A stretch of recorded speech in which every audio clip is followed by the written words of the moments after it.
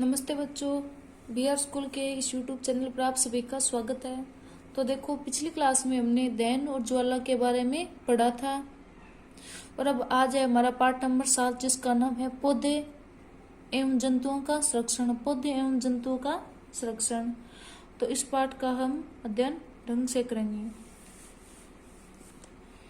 हमने देखा था कि कक्षा 7 में बुज्जो एवं पहली ने प्रोफेसर अहमद एवं टिब्बू के साथ वन भ्रमण किया था और वह अपने सहपाठियों के साथ अपने अनुभव बांटने के लिए बहुत उत्सुक थे।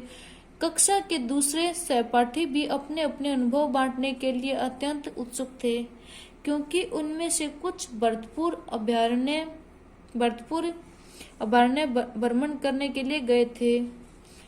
कुछ ने काजीरंगा राष्ट्रीय उद्यान, लोकचव वन्य जीव अभयारण्य तथा ग्रेट निकोबार बायोस्फीयर रिजर्व यानी बृहद निकोबार जैव मंडलीय संरक्षित क्षेत्र, बाघ संरक्षित क्षेत्र इत्यादि के बारे में सुना था। यानी इनके बारे में वो अलग अलग स्थान पर घूमने गए थे। वनोन्मूलन एवं इसके कारण, यानी वनोन्मूलन क्या है और इसके कारण क्या है। हमारे पृथ्वी पर नाना प्रकार के यानी अनेक प्रकार के पौधे एवं जंतु पाए जाते हैं और ये मानव जाति के अस्तित्व एवं भली प्रकार से रहने के लिए आवश्यक होते हैं। आज इन जीवों के अस्तित्व के लिए वनोन्मूलन एक बहुत बड़ा खतरा बन गया है। यानी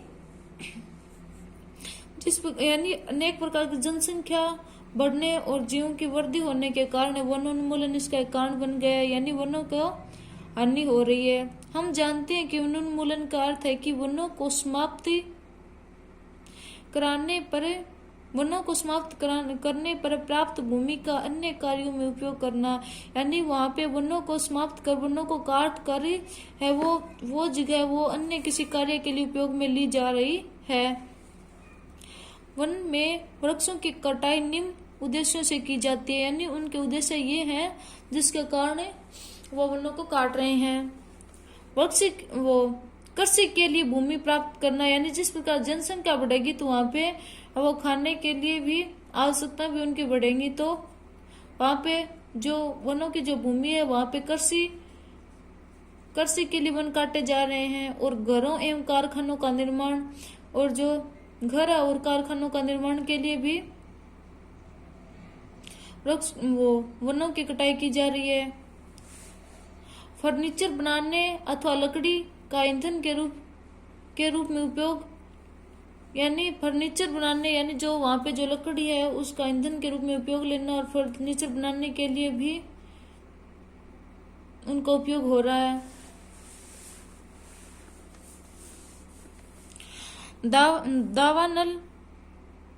दावानल एवं भीषण सूखा भी वनोन्मूलन के कुछ प्राकृतिक कारक हैं। अब देखो क्रियाकलाप 7.1, यानी ये अलग अलग कारण हैं जिसके कारण वनों की कटाई हो रही है। वनोन्मूलन के परिणाम, और देखो वनोन्मूलन यानी वन के काटने से उनके परिणाम क्या निकल के आते हैं। बुझे पहली ने वनोन्मूलन के परिणाम याद करने का प्रयास किया। उन्हें स्मरण है कि वनोन्मूलन से पृथ्वी पर ताप एवं प्रदूषण के स्तर में वृद्धि होती है। यानी जब वन कम होंगे तो वहां पे पृथ्वी का ताप है वो बढ़ेगा और प्रदूषण के स्तर में भी वृद्धि आएगी, प्रदूषण भी बढ़ेगा। इससे वातावरण में कार्बन डाइऑक्साइड का स्तर बढ़ता है, यानी CO2 की मात्रा बढ़ती है और भूमि जल स्तर का भी निम्नीकरण हो जाता है। उन्हें पता है कि वनोन्मूलन से प्राकृतिक संतुलन भी प्रभावित होता है। प्रोफेसर अहमद ने उन्हें बताया कि यदि वृक्षों की इसी प्रकार से अनवरत कटाई चलती रही तो वर्षा एवं भूमि की उर्वरकता में भी कमी आ जाएगी। यानी इसी प्रकार से यदि वनों की कटाई चलती रही तो जो भूमि है वो भूमि और जो वर्षा है उनकी उर्वरकता में कमी आ जाएगी। इसके अतिरिक्त बाढ़ तथा सूखे जैसे प्राकृतिक आपदाओं की संभावना भी बढ़ सकते हैं और इसके कारण है वो अनेक प्रकार की बाढ़ आने की संभावना भी और सूखे पड़ने की प्राकृतिक जो आपदाएं हैं उनकी संभावना भी बढ़ सकती है।